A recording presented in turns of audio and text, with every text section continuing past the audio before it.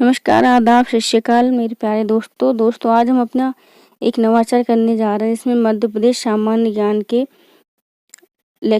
जो अध्ययन है उसकी विशेष बिंदुओं को मैप के माध्यम से अध्ययन करेंगे और मेरा ये प्रयास रहेगा कि मैं आपको सारे तथ्य उसी लेक्चर में समझा पाऊँ और मैं पूरी कोशिश करूँ कि समझा ही दूँ ही आपको। बस आपको लेक्चर ध्यान से सुनना है और टकटकी लगाकर एक एक चीज़ को ध्यान रखना है।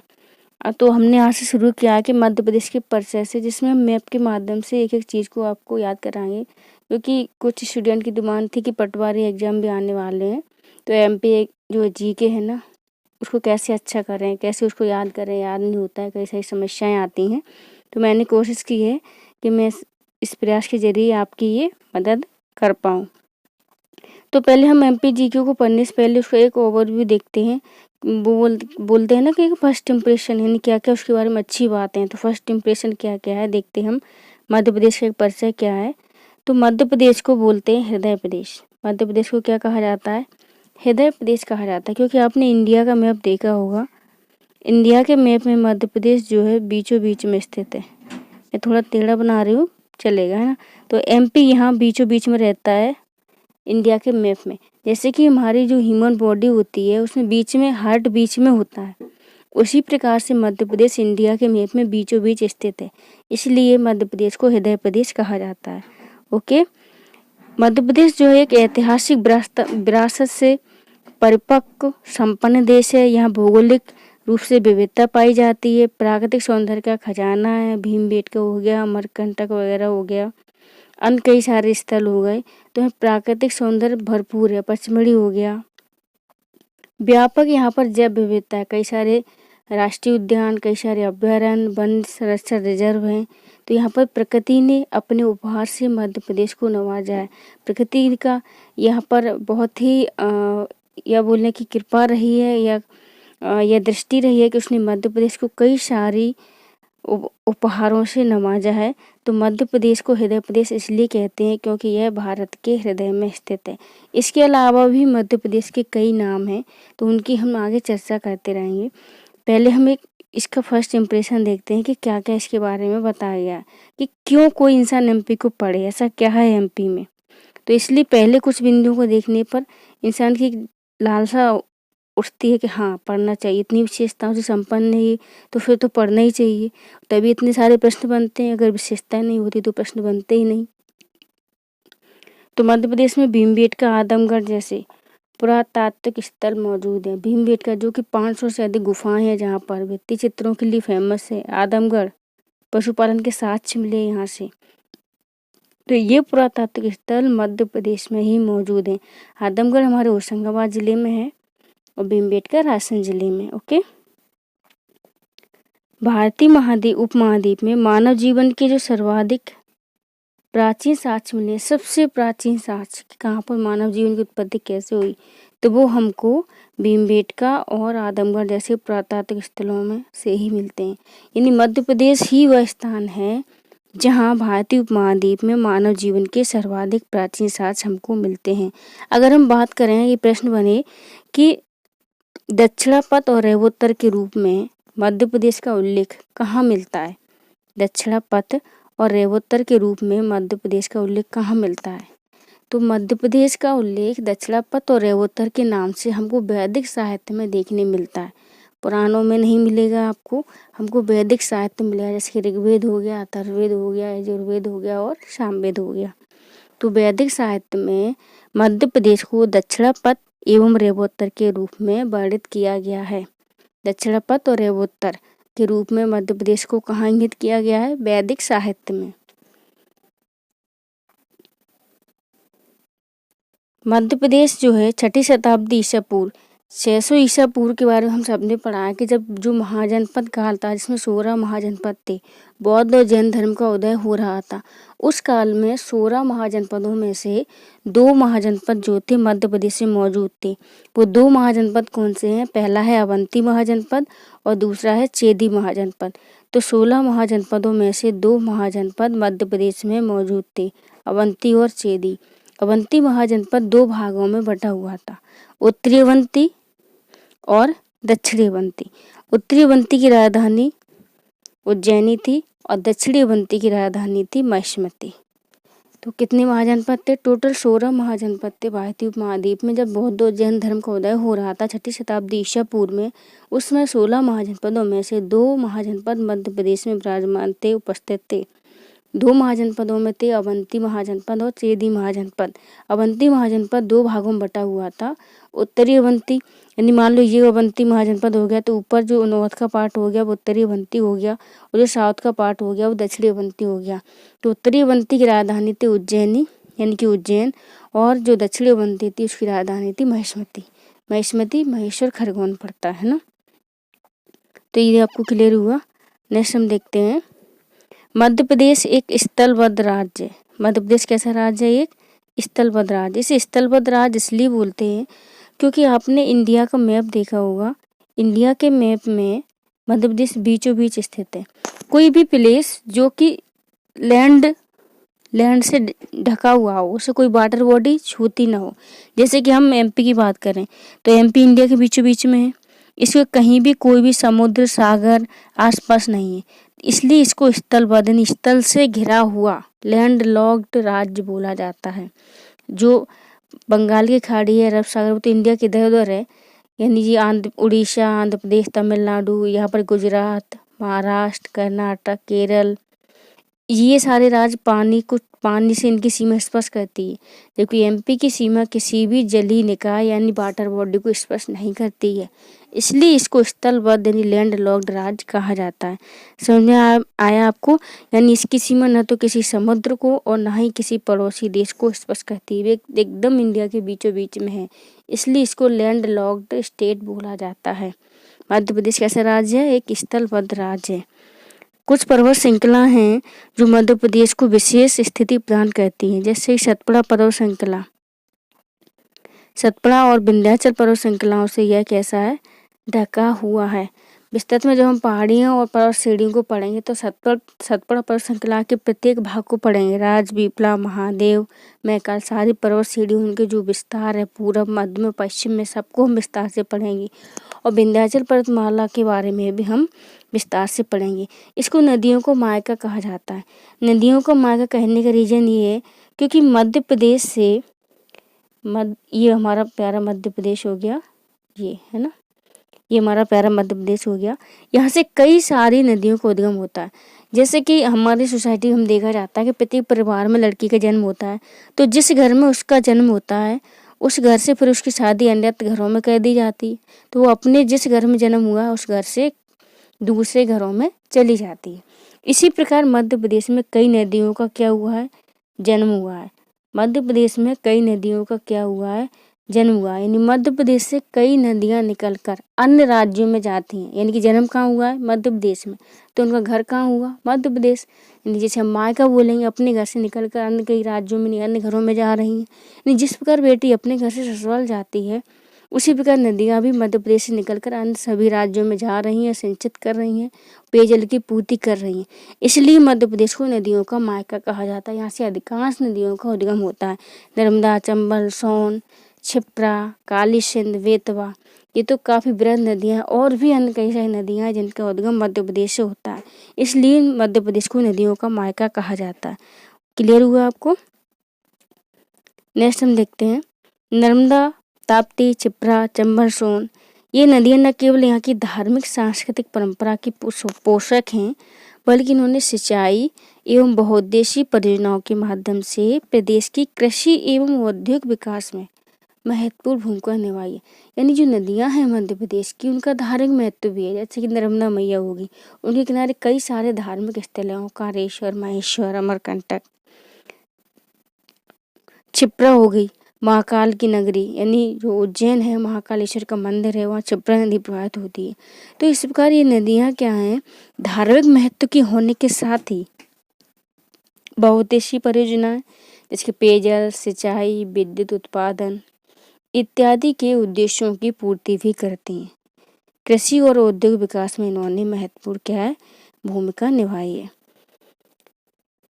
अगर हम मध्य प्रदेश की बात करें तो मध्य प्रदेश जो है, ये देखिए इसकी आकृति जब हम देखते हैं तो लगभग इसको जो अंडरलाइन करेंगे तो कैसी आकृति दिखती है, ये देखिए,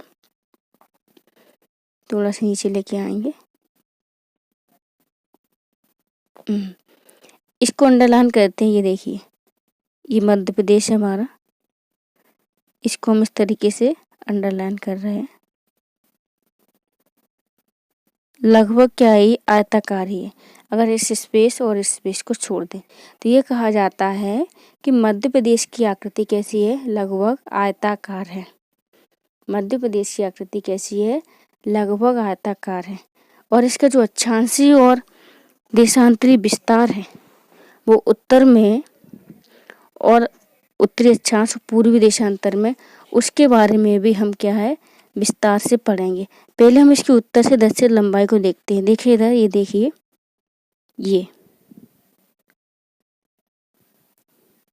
ये क्या है, एमपी की उत्तर से दक्षिण लंबाई, यानी उत्तर से दक्षिण की ओर इसकी जो लंबाई है वो 605 किलोमीटर है। आपसे पूछा जाए कि एमपी का उत्तर से दक्षिण की ओर विस्तार कितना है, उत्तर से दक्षिण की ओर विस्तार कितना है, तो वो 605 किलोमीटर। वर्तमान मध्य प्रदेश की बात हो रही है, ये अविभाजित मध्य प्रदेश की बात नहीं हो रही है। 2000 से पहले मध्य प्रदेश की स्थिति कुछ अलग थी, जब छत्तीसगढ़ का विभाजन नहीं हुआ था। वर्तमान में मध्य प्रदेश की स्थिति अलग है। वर्तमान में मध्य प्रदेश की लंबाई उत्तर से दक्षिण 605 किलोमीटर, उत्तर से दक्षिण 605 किलोमीटर है। पूर्व से पश्चिम बात करें तो मध्य प्रदेश का जो विस्तार है वो 870 किलोमीटर है, मीटर में नहीं किलोमीटर में, आप याद रखिएगा। उत्तर से दक्षिण 605 किलोमीटर, पूर्व से पश्चिम 870 किलोमीटर का विस्तार है। तो मध्य प्रदेश का विस्तार कितना है, पूर्व से पश्चिम पूछे तो 870 किलोमीटर, उत्तर से दक्षिण पूछे तो 605 किलोमीटर का मध्य प्रदेश का विस्तार है। ठीक है। मध्य प्रदेश की जो नदियां हैं और कुछ पहाड़ियां हैं वो उसकी पूर्वी, पश्चिमी, उत्तरी और दक्षिणी सीमा का क्या करती हैं, निर्माण करती हैं। जैसे कि हम चंबल नदी की बात करें तो चंबल नदी जो है मध्य प्रदेश की उत्तरी सीमा बनाती है। इंदौर, मऊ से निकलती है, वो इस तरीके से निकलती हुई राजस्थान में प्रवाहित होती हुई यहाँ भिंड, मुरैना से प्रवाहित होती है, यहाँ इटावा में जाकर ईपू मिल जाती है। तो ये नॉर्थ की सीमा किसने बना दी, चंबल नदी ने। समझ में आया। चंबल नदी मध्य प्रदेश की उत्तरी सीमा का निर्माण करती है। और दक्षिण की बात करें तो दक्षिण में ताप्ती नदी है जो मुल्ताई बैतूल से निकलती है यहाँ से, और यह महाराष्ट्र में आकर बहती है, महाराष्ट्र में चली जाती है मुल्ताई बैतूल से निकलकर। तो जो ताप्ती नदी है वो मध्य प्रदेश की दक्षिणी सीमा का निर्माण कर रही है ना। तो उत्तर की सीमा का निर्माण चंबल नदी द्वारा किया जा रहा है, दक्षिणी सीमा का निर्माण ताप्ती नदी द्वारा किया जा रहा है। मैकाल पर्वत श्रेणी यहाँ पूर्व में पड़ती है अमरकंटक में। तो मैकाल पर्वत श्रेणी जो है मध्य प्रदेश की पूर्वी सीमा का निर्माण करती है, और पश्चिम में सतपुड़ा का ही भाग है ये मैकाल, और पश्चिम में राजपीपला पर्वत श्रेणी है जो सतपुड़ा का ही भाग है। तो राजपीपला पर्वत श्रेणी मध्य प्रदेश की पश्चिमी सीमा को निर्धारित करती है। तो मध्य प्रदेश की चारों सीमाओं का निर्धारण कौन कर रहा है, नदियाँ और पर्वत श्रृंखलाएं कर रही हैं। उत्तर में चंबल नदी कर रही है, दक्षिण में ताप्ती नदी, पूर्व में मैकाल पर्वत श्रेणी, पश्चिम में राजपीपला पहाड़ी जो है मध्य प्रदेश की सीमा का निर्धारण कर रही है।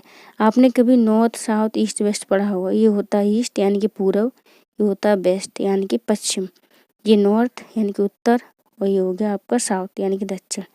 तो इस तरीके से ये पूर्वी सीमा का निर्धारण मैकाल पर्वत श्रेणी ने कर दिया, पश्चिमी का राजपीपला ने, नॉर्थ में चंबल नदी ने, और साउथ में ताप्ती नदी ने। इस प्रकार मध्य प्रदेश की सीमा का निर्धारण हो गया। तो ये आपको याद रखना है। प्रश्न पूछ लिया जाएगा कि निम्नलिखित में से कौन मध्य प्रदेश की उत्तरी सीमा का निर्धारण करता है, उत्तरी सीमा को बनाता है, कौन पूर्वी सीमा को निर्धारित करता है, कौन पश्चिमी सीमा को निर्धारित करता है, कौन दक्षिणी सीमा को निर्धारित करता है। ओके। भारत के केंद्र बिंदु भी हैं, मध्य प्रदेश के केंद्र बिंदु हैं कई सारे, किसी पृथ्वी का केंद्र बिंदु माना जाता है, कुछ को अखंड भारत का केंद्र बिंदु माना जाता है। तो मंगलनाथ उज्जैन जो है, मंगलनाथ उज्जैन को पृथ्वी का केंद्र बिंदु कहा जाता है। मंगलनाथ उज्जैन को क्या कहा जाता है, पृथ्वी का केंद्र बिंदु कहा जाता है। ये है आपका उज्जैन, मंगलनाथ उज्जैन को पृथ्वी का केंद्र बिंदु कहा जाता है। मैं लोकेट करके इसलिए पढ़ा रही हूँ ताकि आपको इनकी लोकेशन क्लियर हो सके। यानी मंगलनाथ उज्जैन में एक मंगलनाथ स्थान है, इसे मंगल ग्रह की जन्मभूमि माना जाता है, मंगल ग्रह की भूमि माना जाता है, इसलिए इसको मंगलनाथ कहते हैं। तो मंगलनाथ उज्जैन को पृथ्वी का केंद्र बिंदु माना जाता है। अगर हम अखंड भारत के केंद्र बिंदु की बात करें तो बरसाली बैतूल, ये बैतूल है। बैतूल में एक बरसाली नामक प्लेस है जिसे अखंड भारत का केंद्र बिंदु कहा जाता है। उज्जैन क्या है? पृथ्वी का केंद्र बिंदु। बरसाली बैतूल क्या हो गया? अखंड भारत का केंद्र बिंदु। और अगर हम बात करें कि अविभाजित भारत का केंद्र बिंदु, जब भारत का विभाजन नहीं हुआ था पाकिस्तान और बांग्लादेश में, उस समय भारत का केंद्र बिंदु क्या था? तो उस समय भारत का केंद्र बिंदु था कटनी का करौंदी। अविभाजित भारत का केंद्र बिंदु था करौंदी, कटनी को माना जाता है। अविभाजित भारत का केंद्र बिंदु जो है करौंदी, कटनी को माना जाता है ना। वर्तमान भारत का केंद्र बिंदु जो है विदिशा है। वर्तमान भारत का केंद्र बिंदु क्या है? विदिशा है। और मध्य प्रदेश का केंद्र बिंदु है सागर। मध्य प्रदेश का केंद्र बिंदु है सागर।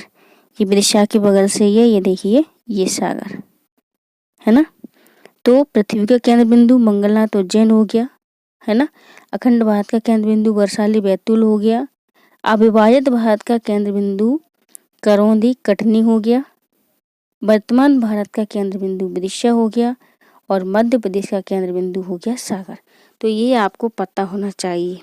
सारे केंद्र बिंदु यानी कि 5 के 5 मध्य प्रदेश में स्थित हैं। पृथ्वी का केंद्र बिंदु मंगलनाथ उज्जैन। अखंड भारत का केंद्र बिंदु बरसाली बैतूल। अविभाजित भारत का केंद्र बिंदु करौंदी कटनी। वर्तमान भारत का केंद्र बिंदु विदिशा। मध्य प्रदेश का केंद्र बिंदु सागर। ये आपको पता होना चाहिए। अगर आपसे ये लगाने के लिए आ जाएं, इनको पूरब से पश्चिम में लगाइए, पश्चिम से पूरब में लगाइए, तो आपको पता होना चाहिए। पहले आएगा कटनी, कटनी के बाद आएगा सागर, विदिशा, बैतूल है ना, और फिर उज्जैन। उत्तर से दक्षिण में भी आपको लगाने की बोला जा सकता है। तो ये आपको पता होना चाहिए। याद हुआ? मंगलनाथ उज्जैन क्या है? पृथ्वी का केंद्र बिंदु है। बरसाली बैतूल क्या है? अखंड भारत का केंद्र बिंदु है। करौंदी कटनी क्या है? अविभाजित भारत का केंद्र बिंदु है। और विदिशा जो है वर्तमान भारत का केंद्र बिंदु है, जबकि सागर जो है मध्य प्रदेश का केंद्र बिंदु है। ये चीजें आपको क्लियर हुई? ठीक है, अब हम नेक्स्ट आगे बढ़ते हैं। ये देखिए सारा मैंने नोट्स में भी लिखा है, तो आपको दिक्कत नहीं होगी है ना। ये देखिए पृथ्वी का केंद्र बिंदु मंगलनाथ उज्जैन। अखंड भारत का केंद्र बिंदु बरसाली बैतूल। अविभाजित भारत का करौंदी कटनी। वर्तमान भारत का विदिशा। मध्य प्रदेश का सागर। मध्य प्रदेश अगर हम अक्षांशीय दृष्टि से बात करें तो उत्तरी गोलार्ध तथा देशांतीय दृष्टि से पूर्वी गोलार्ध में स्थित है। आपने कभी अक्षांश गोलार्ध देखा? ये गोलार्ध रहता है, 1 मिनट में बना के दिखाती हूँ। ये हो गया आपका गोलार्ध है ना। ये पृथ्वी हो गई, गोल नहीं है। ये नॉर्थ पार्ट हो गया और ये 1 मिनट, ये पृथ्वी हो गई। ऊपर का नॉर्थ पार्ट हो गया और साउथ पार्ट हो गया। ये क्या हो गई आपकी? ये अक्षांश रेखाएं हो गई, ये देशांतर रेखाएं हो गई। अब ये क्या है? 0 डिग्री अक्षांश रेखा है, 0 डिग्री देशांतर रेखा है। भारत कहाँ स्थित है? भारत स्थित है यहाँ पर। 8 डिग्री शुरू है ना भारत का, 8 डिग्री से फिर ऊपर जाके 26 डिग्री तक चलता है। तो जब भारत की स्थिति को 0 से 8 यहाँ ऊपर रहेगा तो भारत कहीं ना कहीं यहाँ पर पड़ता है। और यहाँ जो भारत की स्थिति देशांतर में रहती है वो 68 डिग्री शुरू होती है, यानी 0 के बाद यहाँ चले, ये इधर ही तो चलना पड़ेगा 68 के लिए, तो भारत यहाँ स्थित होता है। तो ये कौन सी लोकेशन हो गई? देखना, ये हो गया आपका ईस्ट, ये वेस्ट, नॉर्थ, साउथ।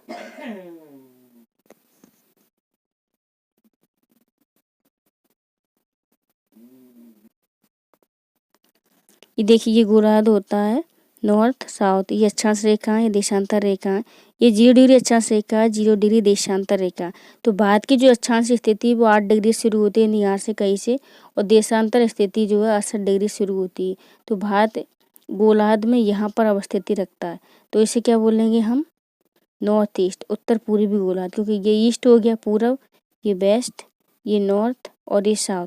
तो ये क्या हो गया? नॉर्थ ईस्ट हो गया। भारत कौन से गोलार्ध में स्थित है? उत्तर पूर्वी गोलार्ध में स्थित है। ठीक है, तो भारत जब उत्तर पूर्वी गोलार्ध में स्थित है तो मध्य प्रदेश भी उत्तर पूर्वी गोलार्ध में ही होगा, क्योंकि उत्तरी गोलार्ध में उसके अक्षांशीय विस्तार हो जाएगा और देशांतरी विस्तार उसका हो जाएगा पूर्वी गोलार्ध में। अक्षांशीय विस्तार ऊपर को यानी उत्तरी गोलार्ध में, अक्षांशीय विस्तार कहाँ होगा उसको, ऊपर को उत्तरी गोलार्ध में, और देशांतरी विस्तार होगा उसका पूर्वी गोलार्ध में। ठीक है, ये देखिए मध्य प्रदेश के अक्षांशीय विस्तार को देखते हैं हम।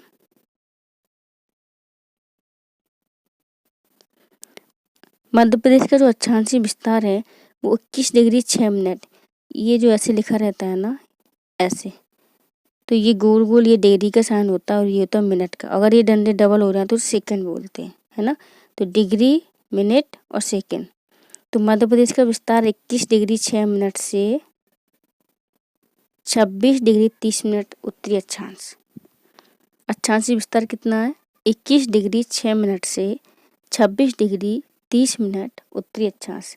दक्षिण में बात करें तो सबसे जो दक्षिणतम बिंदु आ जाता है वो आपका बुरहानपुर आ जाता है, और उत्तरतम बिंदु हो जाता है आपका मुरैना। दक्षिणतम बिंदु बुरहानपुर 21 डिग्री 6 मिनट उत्तरी अक्षांश पर स्थित है, और उत्तरतम बिंदु जो है 26 डिग्री 30 मिनट पर मुरैना स्थित है। देशांतरी विस्तार की बात करें तो 74 डिग्री 9 मिनट पूर्वी देशांतर से 82 डिग्री 48 मिनट पूर्वी देशांतर, है ना। ये देशांतर हो गया, इन्हीं को हम मैप में देख कर आते हैं। ये देखिए ये हमारा एमपी हो गया, ठीक है। अब एमपी में ये देखिए ये आपका बुरहानपुर है। इस तरीके से इन्होंने अक्षांशीय रेखा खींची होंगी, ठीक है, ऐसे खींची है, इस तरीके से गई है। तो उत्तरतम बिंदु हो गया आपका 21/6 से 26/30 है, 26 डिग्री 30 मिनट मुरैना हो गया, और 21 डिग्री 6 मिनट हो गया आपका बुरहानपुर। ये उत्तरी अक्षांश का विस्तार हो गया आपका।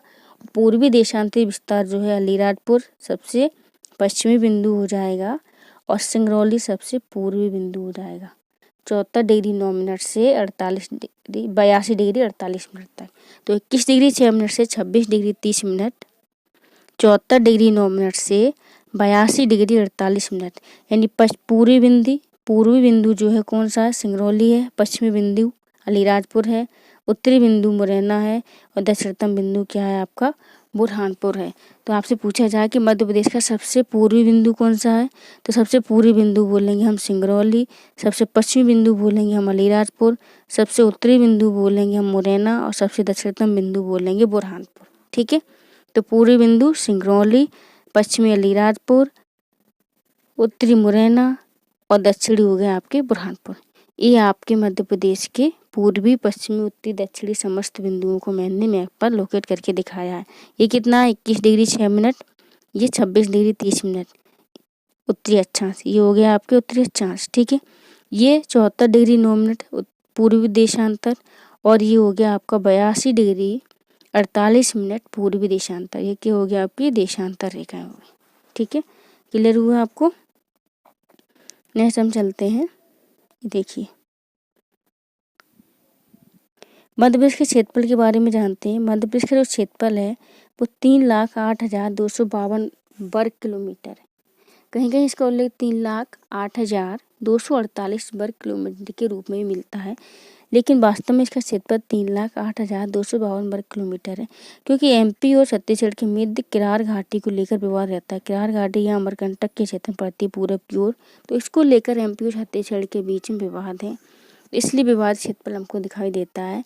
कुल क्षेत्रफल इसका 3,08,252 वर्ग किलोमीटर ही है, जो कि देश के संपूर्ण क्षेत्रफल का देखा जितना भी एरिया है उसमें मध्य प्रदेश का एरिया का परसेंट कितना है, 9.38%। मध्य प्रदेश देश के कुल क्षेत्रफल का 9.38% एरिया को कवर करता है। क्षेत्रफल की दृष्टि से अगर बात करें तो 3 बड़े राज्य भारत के, पहला राजस्थान, सबसे पहले मध्य प्रदेश ही सबसे बड़ा राज्य होता था, लेकिन छत्तीसगढ़ के विभाजन के बाद मध्य प्रदेश क्षेत्रफल की दृष्टि से दूसरे स्थान पर आ गया है। विभाजन से पूर्व देश में सर्वाधिक क्षेत्रफल वाला राज्य मध्य प्रदेश ही हुआ करता था, लेकिन छत्तीसगढ़ के विभाजन के उपरांत मध्य प्रदेश की स्थिति सेकंड हो गई है। तो भी राजस्थान क्षेत्रफल में सबसे बड़ा राज्य है, जिसका क्षेत्रफल 3,42,239 वर्ग किलोमीटर, और मध्य प्रदेश का क्षेत्रफल है 3,08,000 252 वर्ग किलोमीटर। महाराष्ट्र तीसरे नंबर पर आता है 3,07,713 वर्ग किलोमीटर। यानी क्षेत्रफल में 3 बड़े राज्य हैं, राजस्थान, मध्य प्रदेश, महाराष्ट्र। कभी कभी क्रम से लगाने के लिए भी आ जाता है कि निम्न राज्यों को क्षेत्रफल के घटते या बढ़ते क्रम में लगाइए। तो जब आपको क्षेत्रफल पता होगा तभी तो आप लगाने में सक्षम होंगे। नेक्स्ट हम देखते हैं कर्क रेखा की स्थिति। अभी हमने आपको गोलार्ध पढ़ाया था ना, तो ये 0 डिग्री अक्षांश रेखा होती है और 23.5 डिग्री अक्षांश रेखा को, उत्तरी अक्षांश रेखा को हम कर्क रेखा बोलते हैं, जबकि 23.5 डिग्री दक्षिणी अक्षांश रेखा को हम मकर रेखा बोलते हैं। तो यही है कर्क रेखा।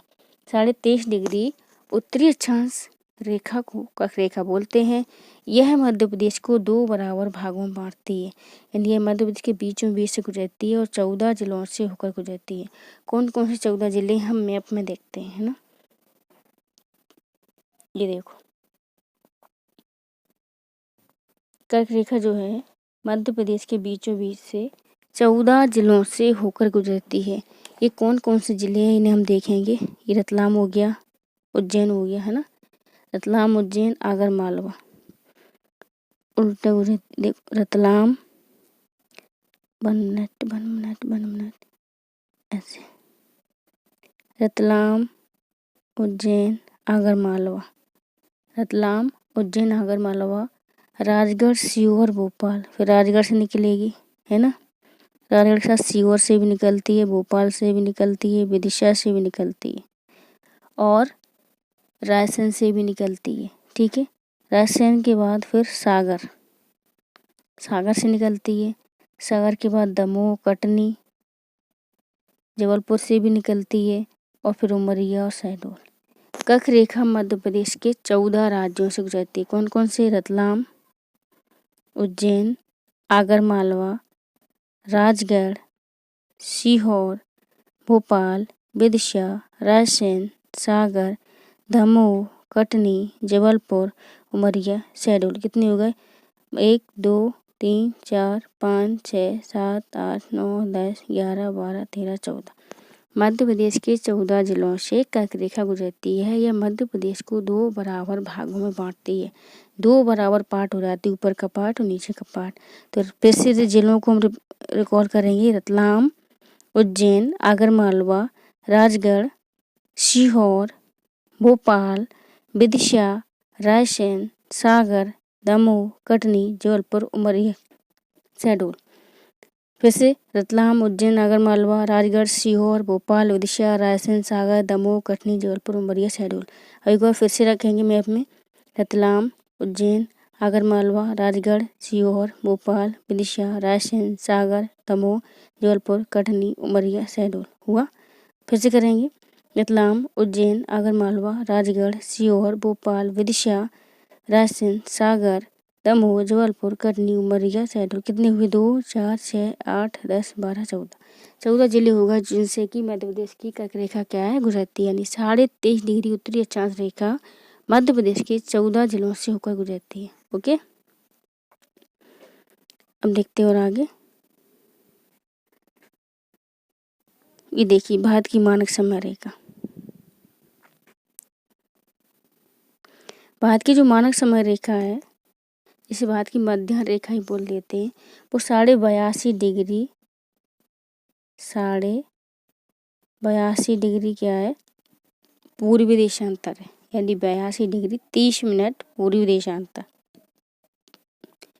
यह मध्य प्रदेश के एकमात्र जिले सिंगरौली से गुजरती है। भारत की मानक समय रेखा या मध्यांश रेखा मध्य प्रदेश के सिर्फ एक जिले से गुजरती है, उसका नाम सिंगरौली है। प्रदेश में पूर्वी और पश्चिमी सीमांत में लगभग 34 मिनट का अंतर होता है। यानी प्रदेश के पश्चिमी जिले की बात करें और पूर्वी जिले की बात करें तो पश्चिम से पूर्व की देखेंगे तो 34 मिनट का अंतर होगा। यानी सूर्य अगर सिंगरौली में पहले निकलेगा जो 34 मिनट बाद जाके अलीराजपुर में निकलेगा, इसलिए 34 मिनट का अंतर बताया गया है। तो सिंगरौली सबसे पूर्वी जिला है और अलीराजपुर सबसे पश्चिमी जिला है। यानी सिंगरौली में जब सूर्योदय होता है तो उसके आधा घंटा बाद अलीराजपुर में सूर्योदय होगा। अलीराजपुर सबसे पश्चिमी जिले से लगभग आधा घंटा, है ना। पूरब में सबसे पहले सूर्योदय होता है कि सूर्य पूर्व में ही उदय होता है, तो सिंगरौली में सबसे पहले होगा, आधे घंटे के बाद अलीराजपुर में होगा। तो भारत की मानक समय रेखा, जिसे हम 82.5 डिग्री पूर्वी देशांतर बोलते हैं, वो मध्य प्रदेश के एकमात्र जिले सिंगरौली से होकर गुजरती है। अब हम मध्य प्रदेश के सीमावर्ती जो राज्य हैं उनसे मध्य प्रदेश के कितने जिलों की सीमा साझा होती है, इनके बारे में हम अध्ययन करेंगे। देखिए, पहले हम अध्ययन करेंगे उत्तर प्रदेश से लगने वाले जिले। मध्य प्रदेश के कुल 13 जिले जो हैं, मध्य प्रदेश के कुल 13 जिले जो हैं उत्तर प्रदेश से सीमा साझा करते हैं। आप याद करिए जल्दी से। मुरैना, भिंड, दतिया, शिवपुरी, अशोकनगर, थोड़ा ऊपर करें इसको, है ना, ऐसे। अब ठीक है, ये देखिए। हाँ, मुरैना, भिंड, दतिया, शिवपुरी, अशोकनगर, ये विदिशा पहले से लगा हुआ है। मुरैना, भिंड, दतिया, शिवपुरी, अशोकनगर, सागर। मुरैना, भिंड, दतिया, शिवपुरी, अशोकनगर, सागर। टीकमगढ़, निमाड़ी, टीकमगढ़ और निमाड़ी। छतरपुर, पन्ना, सतना, छतरपुर, पन्ना, सतना, रीवा, सिंगरौली। उत्तर प्रदेश से मध्य प्रदेश के 13 जिलों की सीमा साझा होती है। मध्य प्रदेश के 13 जिले जो हैं उत्तर प्रदेश से सीमा साझा करते हैं। उन 13 जिलों में कौन कौन से हैं, ये देखिए, ये हैं 13 जिले। ये मुरैना, भिंड, दतिया, शिवपुरी, अशोकनगर, सागर, निमाड़ी, टीकमगढ़, छतरपुर, पन्ना, सतना, रीवा, रीवा, सिंगरौली। मुरैना, भिंड, दतिया, शिवपुरी, अशोकनगर, सागर, टीकमगढ़, निमाड़ी, छतरपुर, पन्ना, सतना, रीवा, सिंगरौली। 13 जिले जो हैं मध्य प्रदेश के यूपी को सीमा साझा करते हैं। उत्तर प्रदेश से मध्य प्रदेश के 13 जिलों की सीमा लगती है। मुरैना, भिंड, दतिया, शिवपुरी, अशोकनगर, सागर, टीकमगढ़, निमाड़ी, छतरपुर, पन्ना, सतना, रीवा, सिंगरौली। ये आपको क्लियर हुआ होगा, ठीक है। और हम दूसरे राज्य से देखते हैं, राजस्थान। राजस्थान से मध्य प्रदेश के कितने जिलों की सीमा लगती है, देखें। थोड़ा इसको नीचे करें ना, ये देखिए, राजस्थान से कितने जिलों की सीमा लगती है, तो देखेंगे राजस्थान से मध्य प्रदेश के 10 जिले सीमा साझा करते हैं। मुरैना, श्योपुर, शिवपुरी, गुना, राजगढ़, शिवपुरी, गुना, राजगढ़। मुरैना, श्योपुर, शिवपुरी, गुना, राजगढ़, आगर मालवा, रतलाम, नीमच, मंदसौर और झाबुआ। यानी ये 10 जिले जो हैं, ये देखिए, ये राजस्थान से सीमा साझा करते हैं। मुरैना, श्योपुर, शिवपुरी, गुना, राजगढ़, राजगढ़, आगर मालवा, रतलाम, नीमच, मंदसौर, झाबुआ। मुरैना, श्योपुर, शिवपुरी, गुना, राजगढ़, आगर मालवा, रतलाम, नीमच, मंदसौर, झाबुआ। मध्य प्रदेश के 10 जिले राजस्थान से लगते हैं। कौन कौन से? मुरैना, श्योपुर, शिवपुरी, गुना, राजगढ़, आगर मालवा, रतलाम, नीमच, मंदसौर, झाबुआ। मुरैना, श्योपुर, शिवपुरी, गुना, राजगढ़, आगर मालवा, रतलाम, नीमच, मंदसौर, झाबुआ। अब महाराष्ट्र से देखते हैं मध्य प्रदेश के कितने जिले लगते हैं। ये देखिए, महाराष्ट्र से मध्य प्रदेश के 9 जिले लगते हैं। कैसे देखते हैं, यहाँ से हम देखेंगे बालाघाट है ये, है ना। बालाघाट के बाद सिवनी, छिंदवाड़ा, बैतूल, खंडवा, बुरहानपुर, खरगोन, बड़वानी, अलीराजपुर। यानी 10 जिले जो हैं महाराष्ट्र से सीमा साझा करते हैं। 10 जिले क्या करते हैं? महाराष्ट्र से सीमा साझा करते हैं। ये देखिए, ये अलीराजपुर, बड़वानी, खरगोन, बुरहानपुर, खंडवा, बैतूल, छिंदवाड़ा, सिवनी, बालाघाट। पूरब से देखें तो बालाघाट, सिवनी, छिंदवाड़ा, बैतूल, खंडवा, बुरहानपुर, खरगोन, बड़वानी, अलीराजपुर। बालाघाट, सिवनी, छिंदवाड़ा, बैतूल, खंडवा, बुरहानपुर, खरगोन, बड़वानी, अलीराजपुर। यानी मध्य प्रदेश के 9 जिले जो हैं महाराष्ट्र से सीमा साझा करते हैं। अब हम देखते हैं छत्तीसगढ़ को। छत्तीसगढ़ से मध्य प्रदेश के कितने जिले लगते हैं? ये देखिए, पहला तो सिंगरौली है ना। पहला हो गया सिंगरौली, दूसरा हो गया सीधी, तीसरा हो गया शहडोल, चौथा अनूपपुर, पांचवा डिंडोरी, छठवा बालाघाट। तो मध्य प्रदेश के 6 जिले जो हैं छत्तीसगढ़ 6। तो मध्य प्रदेश के 6 जिले जो हैं छत्तीसगढ़ से सीमा साझा करते हैं। सिंगरौली, सीधी, शहडोल, अनूपपुर, डिंडोरी और बालाघाट। सिंगरौली, सीधी, शहडोल, अनूपपुर, डिंडोरी और बालाघाट, यानी 6 जिले जो हैं मध्य प्रदेश से छत्तीसगढ़ की सीमा साझा करते हैं। अब हम देखते हैं गुजरात से कितने जिलों की सीमा लगती है। तो मध्य प्रदेश के 2 जिले जो हैं झाबुआ और अलीराजपुर,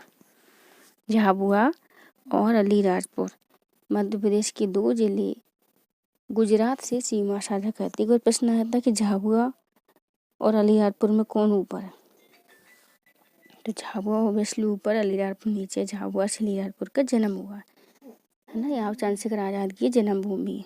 ये क्लियर हुआ आपको। अब हम देखते हैं कि मध्य प्रदेश से, तो ये जो हमने सीमा देखी उससे हमें क्या पता चला है कि मध्य प्रदेश सबसे ज़्यादा सीमा किससे साझा करता है, उत्तर प्रदेश से, क्योंकि सबसे ज़्यादा जिले यानी 13 जिले उत्तर प्रदेश से सीमा साझा कर रहे हैं। तो मध्य प्रदेश की सबसे लंबी जो सीमा होगी वो उत्तर प्रदेश से साझा होगी। और सबसे छोटी सीमा, जैसे सबसे कम जिले लगे होंगे, तो सबसे छोटी सीमा जो है गुजरात से साझा करता है। तो मध्य प्रदेश के पड़ोसी राज्यों में सबसे लंबी सीमा उत्तर प्रदेश के साथ है, सबसे छोटी सीमा गुजरात के साथ है। कौन कौन पड़ोसी है मध्य प्रदेश की? उत्तर प्रदेश, राजस्थान, महाराष्ट्र, छत्तीसगढ़ और गुजरात। 5 पड़ोसी राज्यों में उत्तर प्रदेश से 13 जिलों की सीमा लगती है, राजस्थान से 10 जिलों की, महाराष्ट्र से 9 जिलों की, छत्तीसगढ़ से 6 जिलों की, गुजरात से 2 जिलों की। तो सबसे लंबी सीमा उत्तर प्रदेश से साझा करता है और सबसे छोटी सीमा जो है वो गुजरात से साझा करता है ना। ठीक है, अब नेक्स्ट देखते हैं।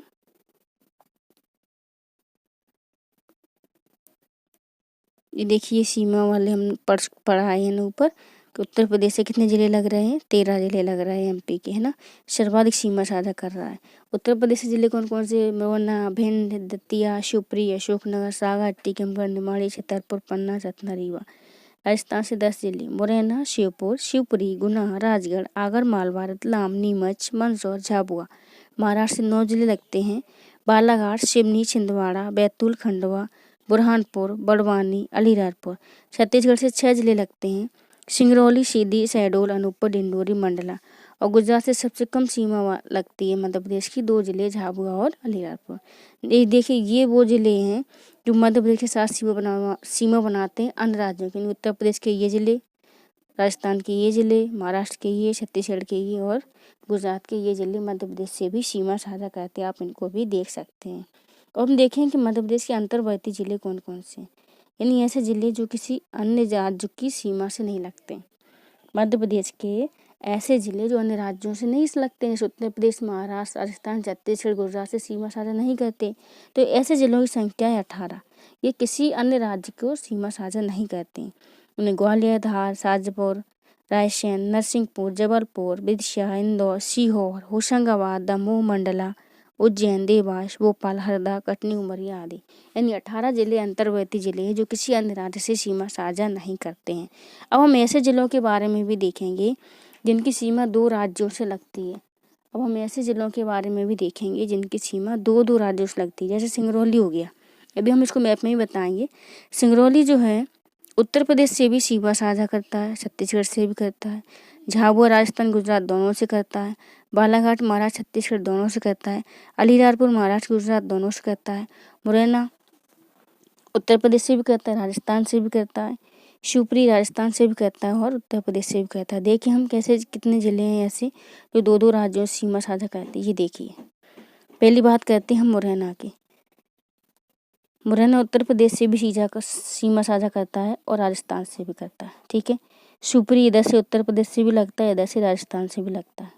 तो मुरैना उत्तर प्रदेश से, राजस्थान से, शिवपुरी उत्तर प्रदेश से, राजस्थान से। ठीक है, नेक्स्ट हम देखते हैं इधर सिंगरौली। सिंगरौली जो है उत्तर प्रदेश से भी सीमा साझा करता है और छत्तीसगढ़ से भी सीमा साझा करता है। सिंगरौली क्या करता है? उत्तर प्रदेश से भी सीमा साझा करता है और छत्तीसगढ़ से भी सीमा साझा करता है। अब हम देखते हैं बालाघाट के बारे में। बालाघाट छत्तीसगढ़ से भी सीमा साझा करता है और महाराष्ट्र से भी सीमा साझा करता है। बालाघाट क्या करता है? छत्तीसगढ़ से भी और महाराष्ट्र से भी सीमा साझा करता है। और हम इधर देखते हैं, ये देखिए, अब बात करेंगे हम झाबुआ की। झाबुआ जो है गुजरात और राजस्थान दोनों से सीमा साझा करता है। झाबुआ गुजरात और राजस्थान, ऊपर की सीमा राजस्थान से लगती है और नीचे की सीमा गुजरात से लगती है। तो गुजरात और राजस्थान दोनों से सीमा साझा करता है। अलीराजपुर जो है गुजरात से भी सीमा साझा करता है और महाराष्ट्र से भी सीमा साझा करता है। अलीराजपुर गुजरात और महाराष्ट्र से सीमा साझा करता है। तो मुरैना किससे साझा कर रहा था? उत्तर प्रदेश राजस्थान से। शिवपुरी भी उत्तर प्रदेश राजस्थान से। गुजरात जो गुजरात का जो झाबुआ जो है गुजरात और राजस्थान से। अलीराजपुर गुजरात और महाराष्ट्र से। बालाघाट महाराष्ट्र और छत्तीसगढ़ से। और अलीराजपुर तो हम पढ़ चुके हैं। और सिंगरौली जो है उत्तर प्रदेश और छत्तीसगढ़ से सीमा साझा करते हैं। इन 6 जिले ऐसे हैं जो 2-2 राज्यों को सीमा स्पर्श कर रहे हैं। सिंगरौली, झाबुआ, बालाघाट, अलीराजपुर, मुरैना और शिवपुरी 6 जिलों की सीमा 2-2 राज्यों को लगती है। सिंगरौली, झाबुआ, बालाघाट, अलीराजपुर, मुरैना, शिवपुरी। ओके, देखते और हम आगे। अब राज्य चिन्ह के बारे में देख लेते हैं। मध्य प्रदेश के राज्य की प्रतीक है ना, मध्य प्रदेश के राज्य की प्रतीक। राज्य की प्रतीक के बारे में पूछ लिया जाता है कभी कभी प्रश्न कि निम्नलिखित में से इसके बारे में मध्य प्रदेश का जो राज्य की चिन्ह है उसके बारे में कौन सा कथन सत्य है, कौन सा सत्य नहीं है। तो पहला इसका पता होना चाहिए कि 24 स्तूपों की आकृति है। बाहर जो 24 स्तूप बने हुए हैं उसके मध्य में गेहूं और धान की बालियां हैं, देख रही हैं आपको। और बरगद वृक्ष के ऊपर क्या है? अशोक स्तंभ। ये मध्य प्रदेश के प्रतीक चिन्ह में है। 24 स्तंभ के भीतर एक व्रत है, व्रत के अंदर गेहूं धान की बालियां हैं और उसके अंदर बरगद के वृक्ष पर अशोक स्तंभ लगा हुआ। ठीक है, ये प्रतीक चिन्ह है। राजकीय वृक्ष बरगद है जिसका वैज्ञानिक नाम फाइकस बेंगलेसिस है। ये 1981 में अपनाया गया था वृक्ष, पशु और पक्षी को, है ना। ये देखते हैं 12 जो पशु है वो 1981 में अपनाया गया। 12 शिंगा रुष्वस डुआसेली, ये नाम आपको पता होना चाहिए। राज की पक्षी दूधराजी बोलते हैं, साबुल बोली बोलते हैं, पैराडाइज फ्लाई कैचर भी बोलते हैं। 1981 में अपनाया गया। राज की मछली जो है 2011 में अपनाया गया, इसको महाशीर है। ये राज की मछली 2011 में अपनाई गई महाशीर है। राज के पुष्प सफेद लिली लिलियम कैंडियम। तो ये राज के सारे प्रतीक चिन्ह है। तो आज हमने इनको अपना कवर किया है। आई होप आपको चीज़ें समझ में आई होंगी, क्लियर हुई होंगी। तो फीडबैक देना ना भूलें। अगला लेक्चर हम जल्दी लेकर आएंगे जिससे कि आपके MPGK के सारे फैक्ट को मैप के जरिए एकदम कंटेस्ट ही करा दिया जाए। और मेरा प्रयास रहेगा कि MPGK के समस्त लेक्चर को बहुत ही बेहतर ढंग से आपके लिए प्रस्तुत कर सकूं, ताकि एक एक फैक्ट आपको समझ में आने के साथ ही आप एक बार याद कर लें तो कभी ना भूलें। तो आज का लेक्चर यहीं समाप्त करते हैं। जय हिंद, जय Bharat, good luck, good bye.